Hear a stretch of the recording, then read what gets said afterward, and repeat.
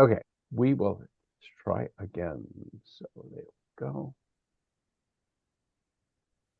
So do we now see Yes. what looks like a program about Hanukkah? Yes. Yes. Okay, so welcome everyone. It is a pleasure to be here with you, if only virtually, to talk about Hanukkah. And I know you all know a lot about Hanukkah, but I'm going to cover a bunch of things that may surprise you about Hanukkah. Some of them may actually upset you about Hanukkah. I hope not. But my interest is always in digging deeper and uncovering some of the things that that we don't always know. And also there's actually some very deep, although Hanukkah is not a major Jewish holiday. In fact, it's the only sort of key calendar among the calendar of holidays that we celebrate. It's the only one that's not actually in the Bible. We'll talk more about that in a few minutes. And it of course becomes popular because of its proximity to Christmas. And so now I want everyone to repeat after me. Hanukkah is not the Jewish Christmas. Together? Hanukkah is not the Jewish Christmas. And Hanukkah becomes pretty significant in countries that are dominated by Christianity, because basically people want to celebrate a fun holiday where kids get lots of presents and things. But if you go to countries where they're basically Muslim countries, such as I talk a lot about where my wife grew up in Morocco. Hanukkah was something where you lit some candles. It was not a major gift-giving holiday. In fact, Purim is the major gift-giving holiday in the Jewish calendar. But of course, Hanukkah has taken off. So, but I want to point out some interesting things about the other connections between Christmas and Hanukkah. Without Hanukkah, there would be no Christmas. What in the world do I mean by that? Hanukkah celebrates the successful revolt of Jews around 167 or so BCE, so about 167 years before the birth of Jesus, and roughly 200 years before the birth of Christianity. And so one can speculate that had that revolt failed, had the Hanukkah rebellion failed, Judaism might have been eliminated in this time frame. And hard to see how Christianity could have developed as it did without Judaism being there. So that's kind of an interesting development. And the other interesting development is that without Christmas, we would know a lot less about Hanukkah. And what I mean by that is, and we'll see some material about Hanukkah from the books of Maccabees. And the books of Maccabees were not preserved by the rabbis. The books of Maccabees were preserved by the Christian church. So why is that a thing?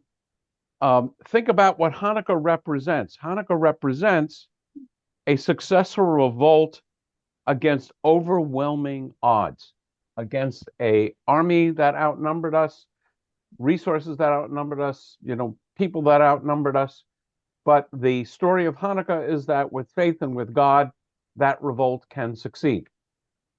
Now, what we have, and I talk about this in all of my classes, the religion that we celebrate today as Jews is really the religion of the Talmud. It is definitely not the religion of the Bible, although the seeds are in the Bible. The progression of the religion is very much Talmudic.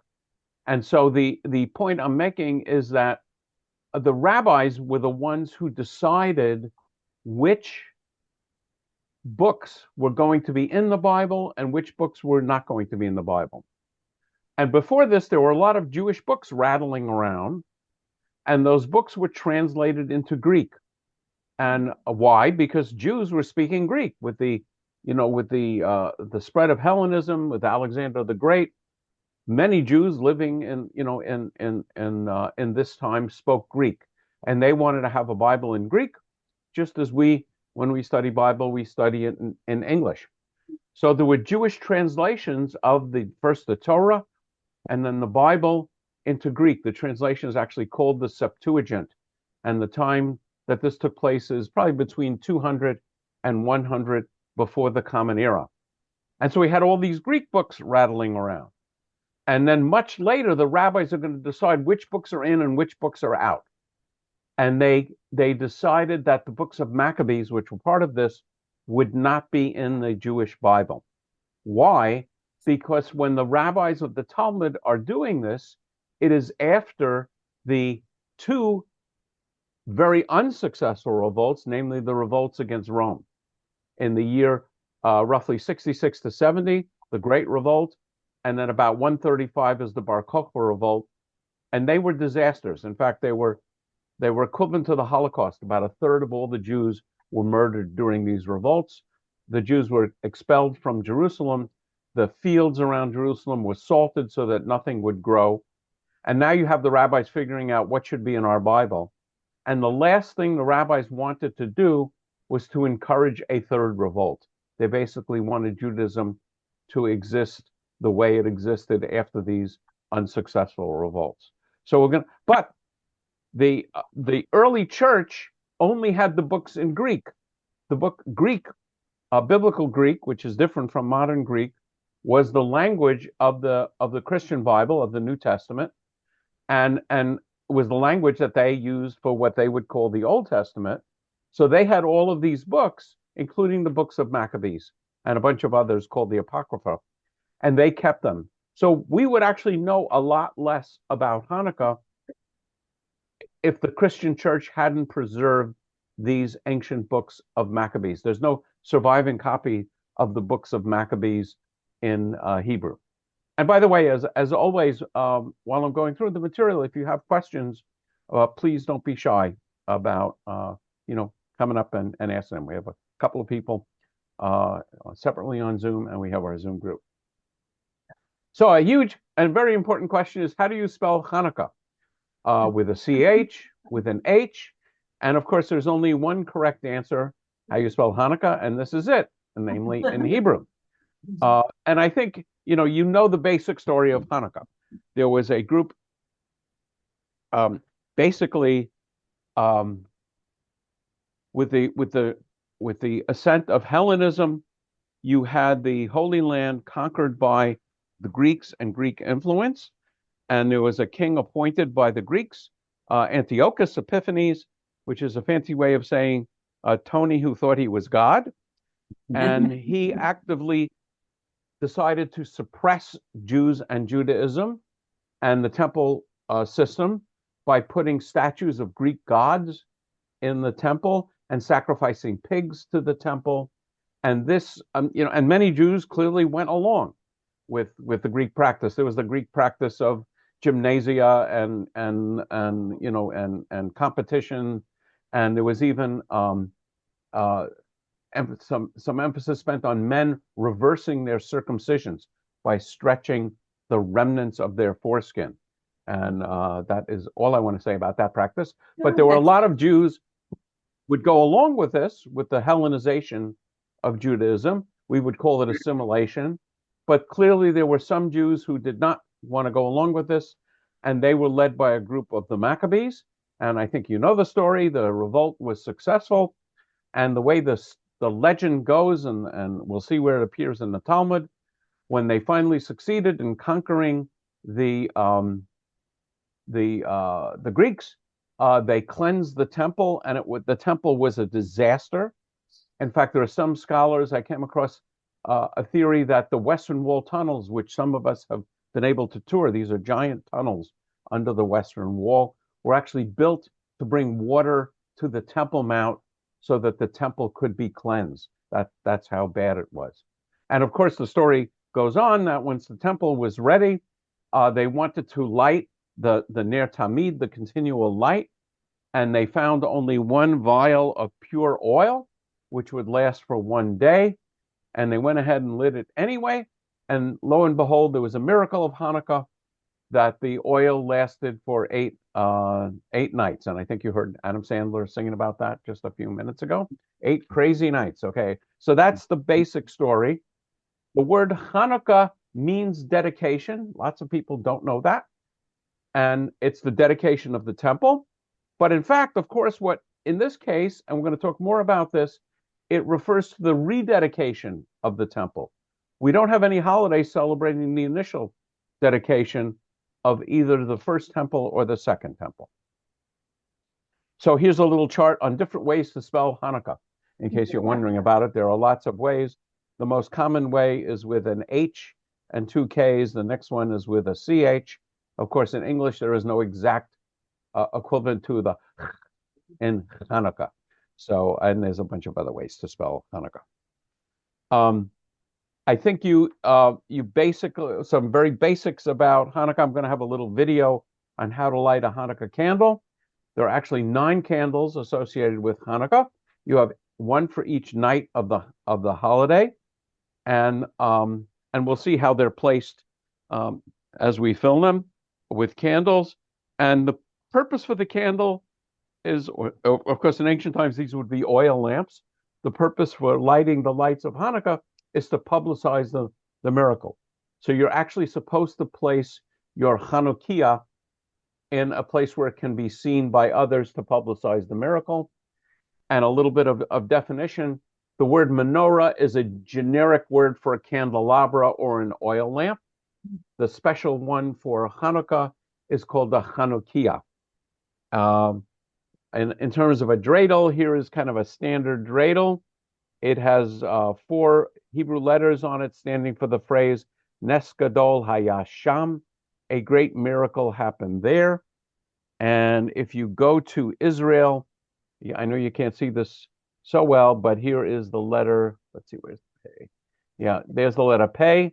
So if you buy a dreidel in Israel, instead of a shin for sham, a great material happened, sham there, there'll be a pay, which stands for a great miracle happened here. And then there's a little gambling game where you put some coins in, and if you roll a nun, you get none. If you roll a gimel, you take everything. If you roll hey, you get half, and a shin, you put 1 in. And there is a wonderful rabbi named Amy Scheinerman, and she has a website, scheinerman.net, and she has tremendous materials on all the holidays, and I highly applaud that as a reference. And the other thing, which I know, in discussing this with Belinda, she wanted me to at least mention and talk a little bit about how most or many cultures and religions have holidays of light at the darkest time of the year. And Hanukkah is specifically the darkest time of the year. First, it takes place during the winter months. I mean, it's almost always in December. A while ago, we had a rare occasion where Hanukkah and Thanksgiving were on the same day. And I think, as most of you know, this year, the first night of Hanukkah is December 25th. So that gives you a sense of how much the dates can vary. And also, the Hebrew calendar is a lunar calendar. So Hanukkah is actually on the 25th day of the month of Kislev. If you look outside tonight, I don't know how, it's probably clear in Merced. No? A little foggy. A little foggy. Anyway, if you can see the moon tonight, you can see the moon is full because we're about 2 weeks, maybe a little more, a little less now. I'm losing track of time. We're about 2 weeks away, certainly from the darkest time of the year.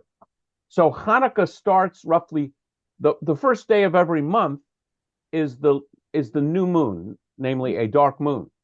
So Hanukkah starts about 4 days before the dark moon and roughly ends 4 days after the dark moon. So it is the darkest lunar period during the darkest solar period. And I just did a little bit of, let's see. Oh yeah, this is kind of cute. You might see this on Facebook and other places to explain to your friends. Imagine your cell phone was only at 10%, but it lasted, it looks like a typo there. It lasted 8 days. Now you understand Hanukkah. Oh, okay. So here is how to light a Hanukkah menorah, and I think you should be able to hear it. So give me a thumbs up if you can hear this.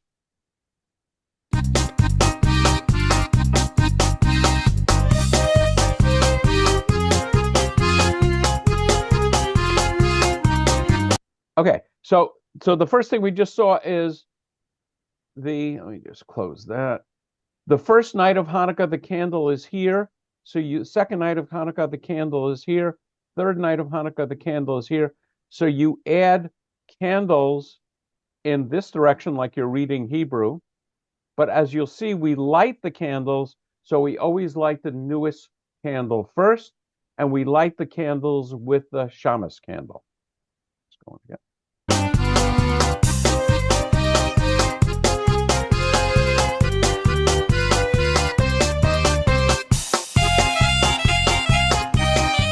Okay, and this is from reformedjudaism.org. Whoops, go back up. So that's how you light the candles. If you do a search on, let's say I did a search, holidays of light in the winter, you will find a lot of them. And you can sort of explore this at your leisure. I popped up a few of them. So the winter solstice, people will build bonfires and things at the darkest moment of the year, the shortest period of daylight. And they're saying here every culture has some way of marking the winter solstice.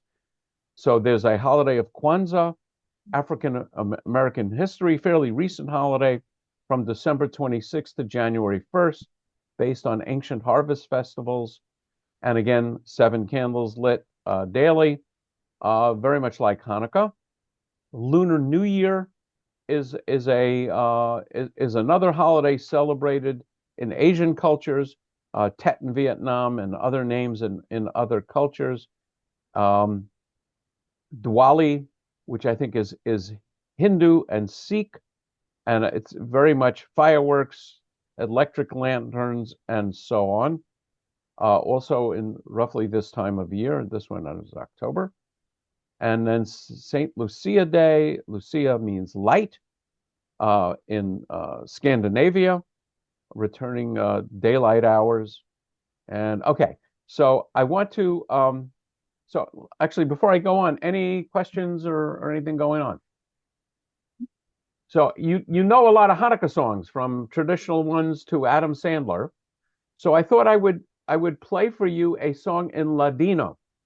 So what in the world is Ladino? I think you know Yiddish, or you know of Yiddish. Yiddish is a Jewish folk language, which is largely German, with a bunch of Hebrew mixed in. And also, typically in every country where there was Yiddish being spoken, there was also a heavy dose of the native language of the local culture.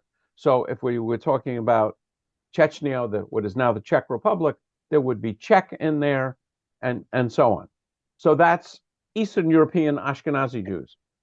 For the Sephardic Jews, basically the word Sepharad means Spain. These are Jews that came from Spain, and there is a similar folk language called Ladino, and Ladino is heavily Spanish. Well, it's very interesting because it's medieval Spanish, so you'll even see some slight differences if you know Spanish in the song that I'm going to play for you. And so here is a nice, simple children's song for Hanukkah in Ladino. Ocho Candelita. Hanukkah linda hasta aquí, ocho candelas para mí. Hanukkah linda hasta aquí, ocho candelas para mí. Una candelita, dos candelitas, tres candelitas, cuatro candelitas, cinco candelitas, seis candelitas, siete candelitas, ocho candelas para mí. Muchas fiestas voy a hacer, con alegrías y placer. Muchas fiestas voy a hacer, con alegrías y placer. Una candelita, dos candelitas, tres candelitas, cuatro candelitas, cinco candelitas, seis candelitas, siete candelitas, ocho candelitas. Los pastelicos Bocumet, con almendricas y la miel. Los pastelicos Bocumet, con almendricas y la miel. Last time, ready? Una canelita, dos canelitas, tres canelitas, cuatro canelitas, cinco canelitas, seis canelitas, siete canelitas, ocho candelas para mí. Okay. Get going. Okay. Okay. So that's a little Ladino. There's wonderful Ladino music. Carol, I don't know if you're familiar with any Ladino music, but there's a wonderful Ein Keloheno in Ladino. It's really funny. It's really wonderful, actually.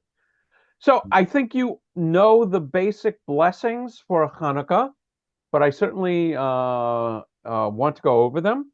So lighting Hanukkah candles is the same blessing as lighting Shabbat candles, except instead of Lahadlik Ner Shel Shabbat, we have Lahadlik Ner Shel Hanukkah. And, just to review the whole idea of blessings, there's an opening phrase, Baruch atah Adonai Eloheinu melech olam. Blessed are you, Adonai, our God, ruler of everything. Asher kidshanu b'mitzvotav vitzivanu, who makes us holy with his, Hebrew is gendered, makes us holy with his commandments. In this translation, it's your commandments. Vitzivanu, and commands us, and then you have a whatever the mitzvah is. In this case, lahadlik ner shel Hanukkah. And of course, on Friday evening, when it's Shabbat, we would light the Hanukkah candles first, and then the Shabbat candles, because once you light the Shabbat candles, we have taken on Shabbat and we can't light any other candles. And then there's a second blessing, which is Baruch atah Adonai Eloheinu melech olam. It's not a mitzvah blessing, so we don't have Asher kidshanu and so on, but it basically says Sha'asa nisim, who made miracles, lavotenu, for our ancestors, bayamim hahem, in those days, bazman hazeh, at this season of the year. And then on the first night, we recite the Shehechianu, Baruch atah Adonai Eloheinu melech olam. Blessed are you, Adonai, our God, ruler of everything. Shehechianu, who has given us life. V'kiyamanu, has sustained us. V'higianu lazman hazeh, and brought us to this time. And then after lighting the candles, there is kind of a long, it's not really a blessing. How do we know it's not a blessing? It doesn't begin with Baruch atah Adonai, but it's Hanerot Hallelu. And I'm going to read it in English. We light these candles because of the miracles which God performed for our ancestors and the miraculous deliverance by God which saved them. During the 8 nights of Hanukkah, these lights are sacred. We are not to use them, but only to behold them in order to give thanks and praise to God. So how in the world do we avoid using the light of the Hanukkah candles for anything? Anybody want to speculate on how you can avoid? Yeah, go ahead. There's a hand there. Don't read a book under your Hanukkah. Don't read a book under your Hanukkah. Yes, very good. Suppose you happen to read something, though. That is why we have the shamas. So if any of the light gets used, we pretend that we are only using the light from the shamas. So, so there's a whole bunch of wonderful fictions in Judaism. Oh, yeah. I think traditional foods for Hanukkah are latkes. Latkes are potato pancakes. I think my last name is Lotker. I used to think I came from a long line of potato pancake makers, and it turns out that I didn't. But the word Lotker in Russian means small boat, and my family is from a city, actually Gomel in Belarus, which is on a river. So I sadly found out by talking to Russian Jews that that's the origin of my name. I once told a group of kind of kindergarten and preschool kids that, just like I don't know, they certainly weren't familiar with it, but you are. When there's a new pope in the Catholic Church, he selects a name, right? So I made up this fiction. It's amazing what people will believe if a rabbi says it, that when the rabbi becomes ordained, he gets a new name based on his favorite food. So that's how I became Rabbi Lotker instead of Rabbi Rugalachel. That was a close second. And then so this is Ashkenazi Eastern European, where potatoes are very plentiful.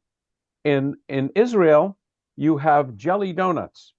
And I think you know the answer to this, but why do we have latkes and jelly donuts on Hanukkah? Oil, right. The secret is the oil. Yeah, so that's why we eat traditionally fried foods. So I want to talk about Sukkot. And what in the world does Sukkot have to do with Hanukkah? You can, I think I've talked about this in Merced, maybe not.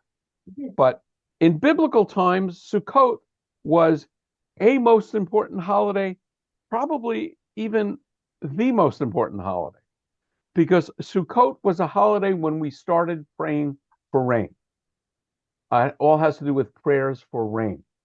And I always love to ask this question. If you've heard me talk about this, you probably know the answer.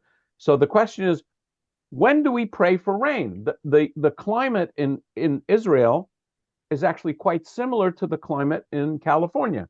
Namely, there is a dry season and there is a rainy season.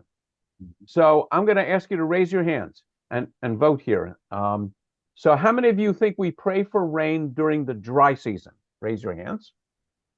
Okay, good. How many of you think we pray for rain during the rainy season? Raise your hands. It's the rainy season. Why? If you pray for rain during the dry season, you can pray until you're blue in the face. It's not going to rain. And also, if it doesn't rain in the dry season, that's not a problem. It's not supposed to rain in the dry season. That's why we call it the dry season. But if it doesn't rain during the rainy season, that in biblical times, in ancient times, is an absolute disaster. If it doesn't rain during the rainy season, the crops fail. No crops, no food for us, no food for the animals. We are talking about mass starvation. So in the Jewish calendar, there are certain prayers you actually say on Sukkot, praying for rain. And then in the Amidah, in the second section of the Amidah, the Givorot, the one that starts Atagi, Borle Olam Maranai, and so on, we have one section that we say during the dry season, which speaks about God bringing dew and mist, and during the rainy season, which we start saying on the last day of Sukkot, we're actually praying for rain. Why the last day of Sukkot? We don't want it to rain on us while we're in the Sukkah. And we keep saying those prayers for rain until the first day of Pesach, because Passover was a pilgrimage holiday. Everyone would go to Jerusalem, and you don't want it to be raining on you during that pilgrimage. So beginning with the first day of Passover, we stop praying for rain. What in the world does that have to do with Hanukkah? Let me see. I can't remember what I have on my next slide. Yes. Okay. Yeah, so this is the answer. So we start to pray for rain in the dry season. Even shaking lulav sounds like rain if you think about it. And in the Talmud, when the temple existed, there were ceremonies of pouring water on the altar. It had a lot to do with rain. Okay, so I'm going to pause for a second. So what happened, what we're going to see is, once the Hanukkah revolt succeeded, which was in Kislev, so it's at the depth of the winter, right? When the temple was ours again and we could cleanse it and clean it, the first thing that they wanted to do was start praying for rain, because it was the most important prayers of the year. In fact, some scholars believe the purpose of the high holidays, and specifically Yom Kippur, is to cleanse our souls, to prepare us to pray for rain. As you know, Sukkot begins 4 days after Yom Kippur. So we've done the work of Yom Kippur, we've repented from our sins, we've been forgiven for our sins, and now is the primo moment to pray for rain. So the scholars believe, and we're going to see evidence of this in the books of Maccabees, that the first thing they did was to celebrate Sukkot. Even though it was way too late in the calendar to celebrate Sukkot, it was so important that they decided to celebrate Sukkot in Kislev in the winter. And Sukkot is the only 8-day holiday in the Bible. All the other holidays are 7-day holidays. Sukkot is a 7-day holiday, but has an extra day called Shmini Atzeret, which is the 8th day. So we're going to take a brief look at the books of Maccabees. And we can see here, this is from 2nd Maccabees. I'm not going to read the whole thing. I'm going to read the highlighted sections. So this is written in about 124 BCE. So we're talking only about 40 or 50 years after the events of Hanukkah. And it describes, building the altar and bread of presence and so on. The sanctified was purified on the 25th day of Kislev, the same day of the same month, on that which foreigners had profaned it years earlier. The joyful celebration lasted for 8 days. It was like the Feast of Tabernacles. You may know that Sukkot, a sukkah is a tabernacle. Tabernacle, well, we all think of Salt Lake City and the Mormon Tabernacle Choir. A tabernacle is a small hut. So the English translation of Chag Sukkot is the holiday or the Feast of Tabernacles. And then a measure was passed by the public assembly to the effect that the entire Jewish race should keep these days every year. Quoting a little more from the books of Maccabees. So this is also from 2nd Maccabees. I think there are 4 books of Maccabees. It's a letter to the Jews in Egypt with some greetings and with the direction, and now you are to observe the celebration of the Feast of Tabernacles in the month of Kislev. And also more from Maccabees, and this actually has to do with the detail of rededicating the altar. It says they burned incense on the altar and lighted the lamps on the lampstand, and for 8 days they celebrated the dedication of the altar. Then Judas and his brothers and the entire congregation decreed that the days of the dedication and remember, dedication, the Hebrew word would be Hanukkah, of the altar should be observed with joy and gladness on the anniversary for 8 days from the 25th day of the month of Kislev. So in the books of Maccabees, we have a clear description and discussion of the celebration. There's another interesting book called Josephus, with which you may be familiar. Josephus was a Jewish general in the war against Rome in the Great Revolt, which lasted from 66 to 70. And as the revolt failed, Josephus actually became a Roman general and a historian and wrote several books, extensive books about the history of the Jews. And he writes a little bit about Hanukkah. And they talk about the celebration of the festival and the sacrifices and so on for 8 days. And so Josephus has a very interesting comment here. And it says, and from that time to this, we celebrate this festival and call it lights. I suppose the reason was because this liberty beyond our hopes appeared to us, and that thence was the name given to the festival.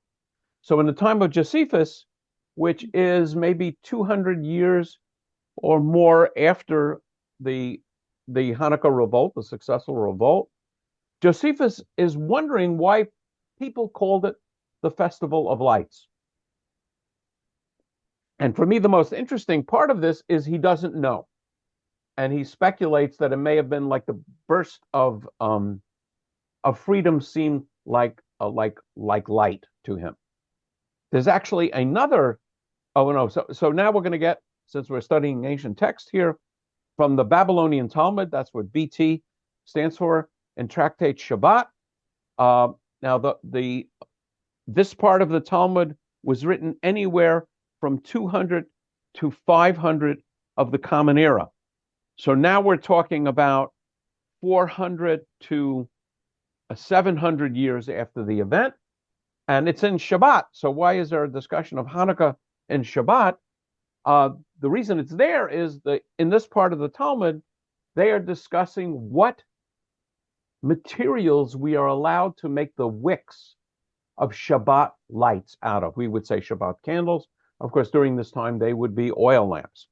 And there's a discussion of what materials are okay to use for wicks. Why are we even concerned about this? The concern was that the light might go out and you might be tempted to relight it if a light went out. So they wanted to make sure to use wicking materials that wouldn't go out. And then someone raises the question, if you read the Talmud, it reads like a discussion and argument among rabbis. I know you find it hard to believe that Jews could argue about things, but boy, the Talmud is a record of lots of arguments. So they're discussing this question of the lights of Shabbat, and then someone asks, what about Hanukkah? And literally, what is Hanukkah? My Hanukkah in Aramaic. Because they want to discuss the wicks for Hanukkah lights. So this is the first time in the Talmud that this idea is presented. For our rabbis taught, on the 25th of Kislev commence the days of Hanukkah, which are 8 on which a lamentation for the dead and fasting are forbidden. Namely, you don't celebrate any mourning. This is a happy holiday. For when the Greeks entered the temple, they defiled all the oils therein. And when the Hasmonean dynasty prevailed and defeated them, this is the dynasty of kings that succeeded the Maccabees, they made search and found only 1 cruse of oil, which lay with the seal of the high priest, but which contained sufficient for 1 day's lighting only. Yet a miracle was wrought therein, and they lit the lamp therewith for 8 days. The following year, these days were appointed a festival with reciting of Hallel and thanksgiving. So these are prayers for thanksgiving. So the rabbis, I would say, since they have eliminated the books of Maccabees from our Bible, they now come up with the explanation of Hanukkah, because apparently Hanukkah was a very popular holiday and it kept being celebrated. So the rabbis wanted to have a purely non-militaristic, although there is reference, in our prayers about the military victory, but they wanted to have a reason for celebrating it as a miracle. And lo and behold, they discovered that this was the reason. I am not going to comment about what I believe. You can study the text on your own and decide, but this is our position and we're sticking to it. The reason for the holiday is the miracle of the lights lasting. But wait, there's more. And this now appeals to my training as a physicist. I think you're familiar with Halley's Comet. I hope you're familiar with Halley's Comet. It is a very regular and periodic comet. I can't remember the cycle, but it's about 80 years or so. 76. Thank you. 76 years. And you can go back in history and determine when the comet was there, right? And it turns out that according to these calculations, Halley's Comet was visible in Jerusalem at the time of the first Hanukkah, and is even more. In 164 BCE, the comet came unusually close to the Earth, within 16 million kilometers, and it must have been quite a spectacular display in the night sky. So a little bit about the physics of, let's see, how shall I do this? Of comets. So you have, That would be cool. well, I actually need 3 hands for this. So here's Earth, here's the sun. The comet comes whizzing here, and it goes around the sun, and then goes out in a very, very long cycle, a hugely long orbit, which takes, what was it, 67 years? 76. 76. I should be able to remember that. Years, and then it comes around again. But of course, the Earth is circling the sun, right? So how close to the Earth the comet comes is an entirely changes every year because of where the Earth happens to be in its orbit around the sun when the comet comes. So sometimes the comet is very far from the Earth and you can just barely see it in the sky. It appeared, I don't know, maybe 10, 15 years ago. I can't remember exactly. But apparently in 164 BCE, it was very close to the Earth. And of course, it comes twice. It goes around the sun and then comes back really just in a few days afterward. So continuing to read from this article, this means that the reappearance of Halley's Comet on December 5th would have come just before or right at the beginning of the work of purification, and that the comet would have been visible on clear nights throughout the period in which the priests were preparing the temple for the rededication. And then he's commenting on Josephus' comment. Josephus here means that the deliverance experience to the Jews was like a light appearing in the darkness of despair. It seems far more likely that Halley's Comet accounts for the name. The comet appeared as an unexpected bright light, both at the purification of the temple and at the death of Antiochus some weeks before. It is likely that many Jews would have been struck by the coincidence of this great light in the heavens and the great liberation celebrated in the festival, thereafter called the Festival of Lights. And of course, in these times, people paid a great deal of attention to what was going on in the sky. So you can imagine what effect a appearance of a comet would have. So I want to move to what I would call some of the deep spiritual lessons of Hanukkah. Again, it's a children's holiday. We play dreidel. We sing funny songs. Adam Sandler writes funny songs, as you'll see in a moment. So do I. And it's a little, and it's silly, but there are some very deep spiritual lessons about Hanukkah. The first one is that you have enough. Ultimately, Hanukkah celebrates, if you want to look at either at the miracle side or the military side or the miracle of the oil side, Hanukkah celebrates a miracle of a time when we didn't have enough with proof that we did have enough. So we didn't have enough from a military point of view. We didn't have the troops. We didn't have the energy. We didn't have the forces. We might not have had the faith, but we prevailed. And of course, with the miracle of the oil, it's very clear there was enough oil for 8 days. For 1 day, and it lasted for 8 days. So the message in our own lives is there are many times when we are convinced that we don't have enough. We don't have enough money. We don't have enough resources. We don't have enough time. We don't have enough patience. And the lesson of Hanukkah is, with God's help, you do.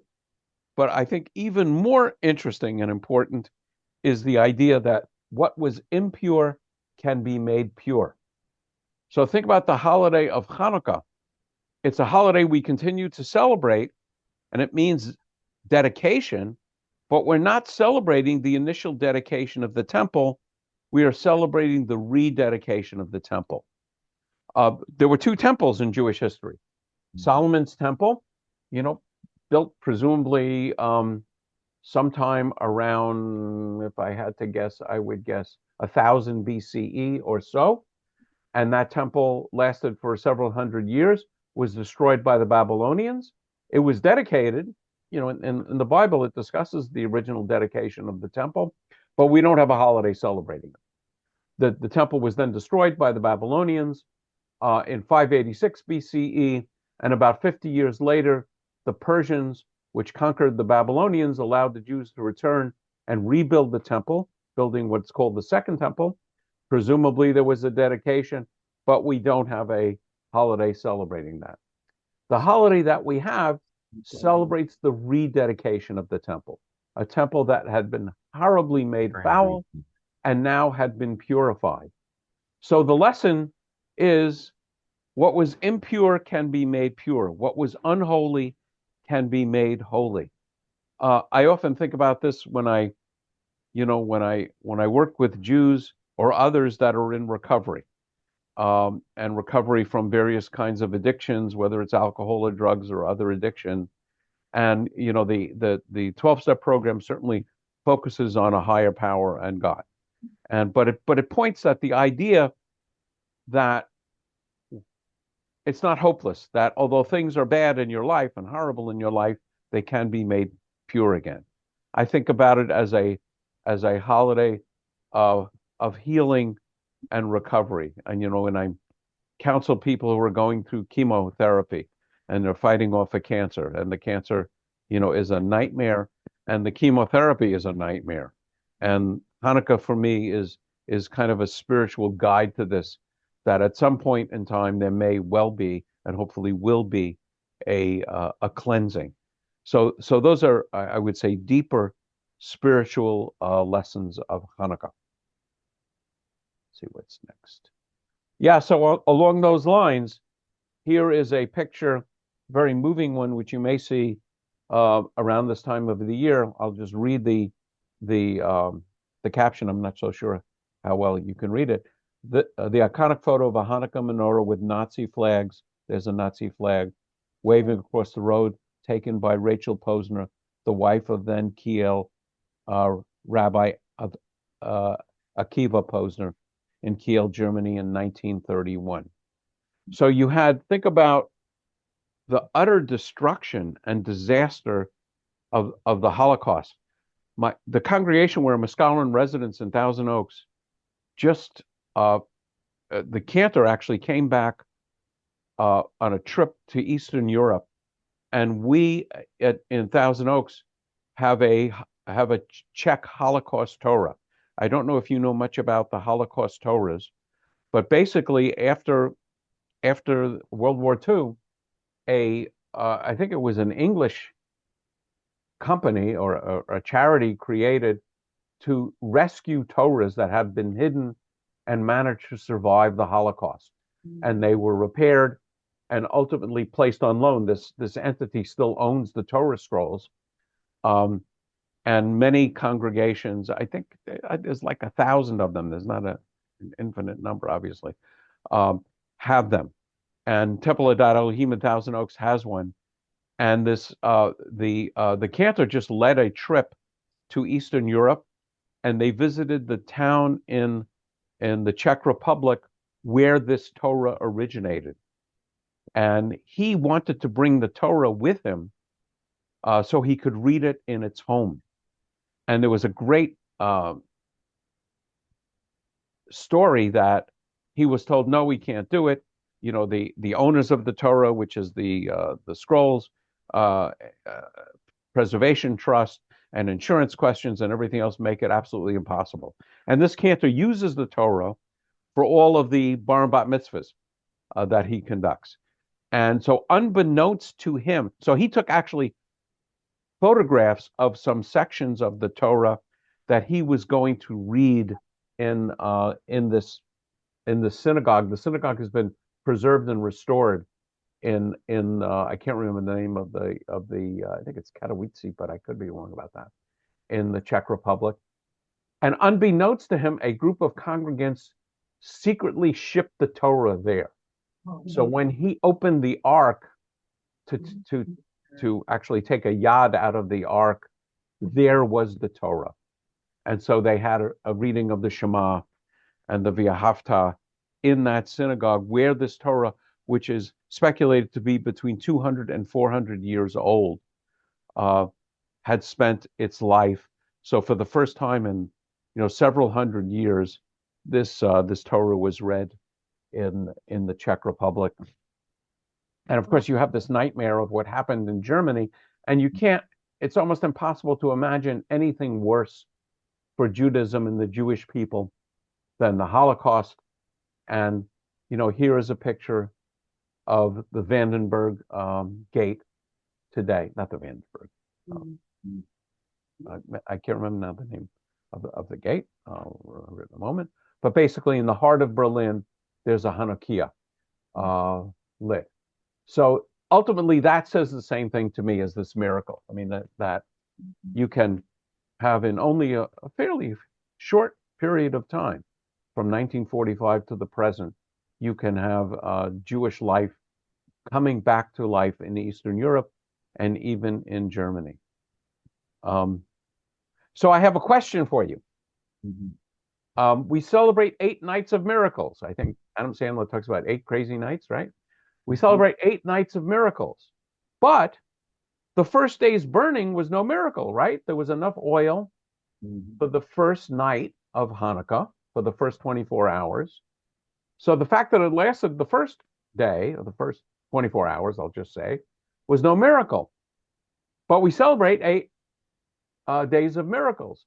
So I love asking this question because I get such interesting answers. And so I'm curious to hear your thoughts on this. But what do you think was the miracle of the first day of Hanukkah? If anybody has a thought on that. Finding the oil. I was thinking Finding the oil. Finding the oil. Clearly, I mean, there was this mass destruction and they found oil where the story goes that the seal of the high priest was intact. Any other thoughts on what was the miracle of the first day? The fact that they were able to have anything to celebrate. That they were able to have anything to celebrate, just that we won. Yeah. That's actually nice. I like that. Other thoughts about what was the miracle on the first day? they were back in the temple. They were back in the tent. Yep. Regaining The access. temple is clean. Sorry, I The couldn't hear temple that. is the temple is clean. Right. Okay, so I'll give you another thought that I've heard, and that is that they lit it anyway. That even though they knew they didn't have enough, and it would take a fair amount of time to get new oil, they decided not to wait however long it would take to get the additional oil, but they had the faith to go ahead anyway. And I would say for many of us living our lives, it is an act of faith to just move ahead without necessarily knowing how we're going to get to the end. But, as I would say, with faith in God and family and friends, we move ahead with the confidence that we can do it. I mean, there's a great saying, I don't think I have it here, attributed to Ben Gurion, that in Israel, in order to be a realist, you have to believe in miracles. The survival, the creation of the state of Israel is a miracle, and there's lots of examples of that. And even in the story of the splitting of the sea, there's a midrash or rabbinic story that Moses is calling on God to split the sea, and the sea doesn't split.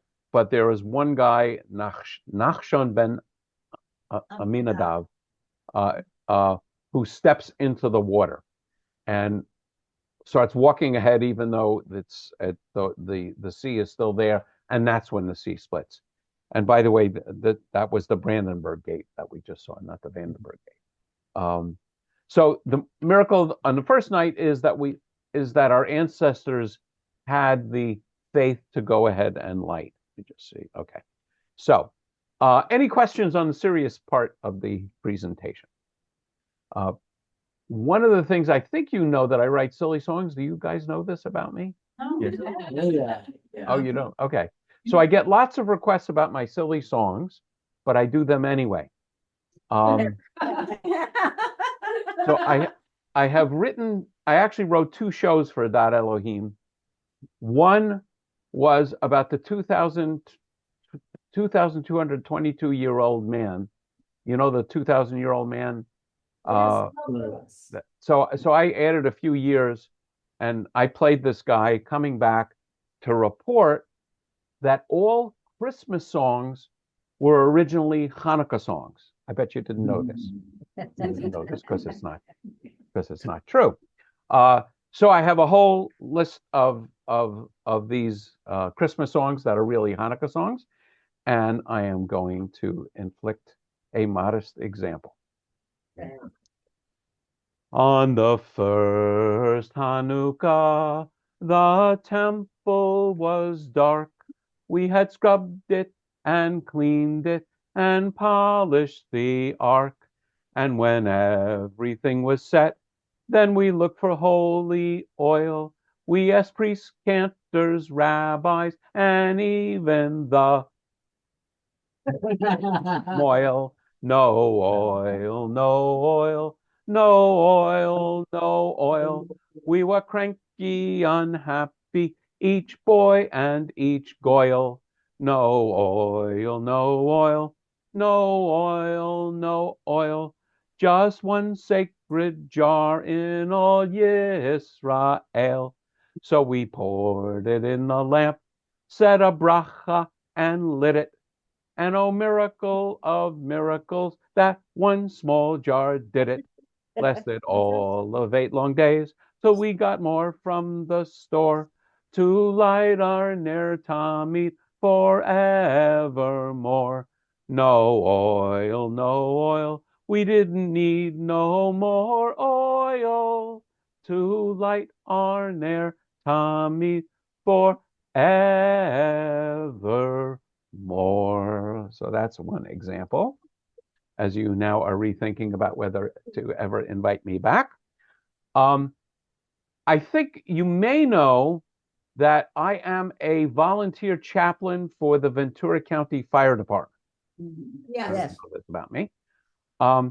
So along those lines, I have a song for you, which is actually written by my son, who seems to have inherited this interesting quality, about fire safety during Hanukkah. Very important subject. We will. Here we go. I had a little latke. I fried it to a crisp. Daddy wouldn't eat it, but I like potato chips. Oh, latkes, latkes, latkes. You fry 'em in a pan. You only get 'em once a year, so eat 'em while you can. I like to light the candles. I try to every night. My sister said it wasn't fair, so we got in a fight. Oh, candles, candles, candles, 6 more than Shabbat. Don't fight when you are lighting. Those flames are pretty hot. The candles caught the dreidel caught the drapes. My daddy picked my sister up. We all made our escape. Oh, fire, fire, fire. The house is burning fast. I know that all the latkes and my presents will be ash. I used to have a little house. It burned for 8 whole days. I just want to make sure you get the reference here, the miracle of burning for 8 days. The rabbis and the firemen said they were amazed. Oh, sorry, sorry, sorry. I didn't mean no harm. Next Hanukkah, all I want is a new house from State Farm. So with that, I will wish you all a happy Hanukkah. And mention I have lots more songs. I have songs about latkes time, latkes every day, and so on. By the way, I wrote another whole show under the thesis that the Beatles stole all of their music from Hanukkah songs. And the original group was the Maccabees from Chopped, Liverpool, England. And there are such famous songs like "We're Jews, that's not too bad," and so on. And there's another one where they spin me, yeah, yeah, yeah. So anyway, I have lots of these. I will not inflict any more upon you, but I will wish you a happy Hanukkah, and I thank you for inviting. And I'll actually send to Belinda and Rachel copies of these slides. So if people want the songs and things, and I do have lots of other songs as well. I've got a physics question. A physics question, yes. Okay, so there's a light bulb that has been burning in a fire station for over 100 years, for just because it's low wattage and it doesn't create a lot of heat, creates light. And so is it possible that the 8 days somebody just shortened the wick? Is it possible that 8 days what? Someone just shortened the wick on the lamp. Oh, no, but let's look at the physics of burning oil lamps. The wick isn't burning, it's the oil that's burning. The wick lifts the oil to the flame by capillary action, and the oil in the lamp burns down. Right. So the more wick that's exposed, the more capillary action, the quicker it burns. No, I don't think so. I mean, I'm not expert on that, but basically the issue is, do you have enough oil? No, Yeah. I imagine there are techniques for for using the oil more efficiently. I have no idea whether those apply. It's an interesting idea, but since I don't take that miracle literally anyway, it is an interesting idea. I mean, I understand the physics of an electric light. If it's low wattage and it's, a good healthy piece of tungsten, um, I bet you could have now LEDs that will last a very long time also. But yeah, that's a interesting physics question. Thank you. Thank you. Any other either physics or Jewish questions? Yes, there's a hand back there. I see the hand. So, when is Halley's Comet coming around again? Oh, gosh. Oh, it's. Probably not in our lifetime. No, Yeah, I mean, I can check that on Zoom, but I mean on Google. But somebody want to check that? Can you? Yeah. Not too long ago. When will Halley's Comet return? 2062. 2066. Some of us. 62. 62. 2062. You'll have to send me the exact date so I can put it in my calendar. That would be a miracle. Yeah. So yeah. Jacob can see it. Yeah, Jacob can see it. When will Halley's Comet? Let's know how it is. I can't quite hear if people are asking questions.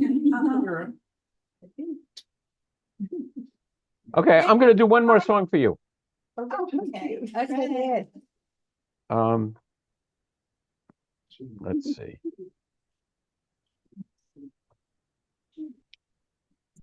Okay, here is one I really like. I started. Okay, are you ready? Yeah. Sizzling in the oil, in all available pans, the room begins to broil, and Mom just burned her hand. Oi, oi, the spatter and the pop, the dripping of the grease. Your conscience tells you stop. Someone call the cholesterol police. Oh, latkes time, latkes every day. On our stomachs churn, we've got heartburn for Pepto, we all pray. Latkes time, to tell you how it felt. Our entire shtetl was playing dreidel for Tums instead of gelt. Dripping on your tie, the grease stain's getting old. You hear your sister cry, the applesauce has mold. Oy vey, the baby starts to scream, and Mom begins to fetch the heat, the smell, the grease. Oh hell, I think I'm gonna retch. Oh, latkes time, latkes every day. On Hanukkah, you eat the foods which you should stay away. Latkes time, dietarily quite nasty. Come Tu B'Shvat, you won't look so hot when you've had your angioplasty. That's it, gang. I'm gonna quit while I'm ahead. That's cute. So thank you for inviting me. And we can do this again on Zoom, and who knows, maybe you'll invite me back for the high holidays again. I'm gonna have to start digging into more sermons. Thank you, Rabbi. Thank you, Rabbi. And I wish you a wonderful, wonderful Hanukkah and a wonderful New Year. Right back in. Thank you. We're waving. You can't see, but we're waving. Sorry, I'll wait for them. Sorry. Okay. Yep. Okay. Thank you. Thank you. Take care. All right. Okay. And actually, I'll send you a link to I'll make a copy of the slides, a PDF of the slides, and I will also send you a link to this video, so you can have it and circulate it. And include some words of your Hanukkah songs. They were very cute. Yes. We'd love Say the again? no, we'd love the lyrics to some of your songs. Okay. Yeah, I'll send you. I actually put together a little book, and I have the pages to this of Hanukkah carols and Maccabees tunes. And the price on this book is $49.95, but for you, $10. A $10 donation, and believe you me, I'm not making a penny on it. And I did get some complaints about this. So I have on the cover, it says, this songbook contains explicit Jewish material about Hanukkah. If you don't have a sense of humor, this material may be hazardous to your life if you call that living. You don't have to buy this book. If you don't like it, don't buy it. And don't tell us you don't like it, because we don't care. Simple. Remember, you have the right to remain silent. So I did get in trouble for one song. I'll just sing the opening line. I won't sing the whole song. I'm singing this to spite Christmas and every TV Christmas show and so on. It has a redeeming ending, but people are so angry by the time I get to the ending that they don't listen to it. But so, I blame that one on my son. He wrote that. Okay, well, thank you all and have a good evening. Good evening, Rabbi. Take care. Good to see you, Ann. Hi, Ann. Bye. All right, we're Okay, leaving. I'm ending the meeting.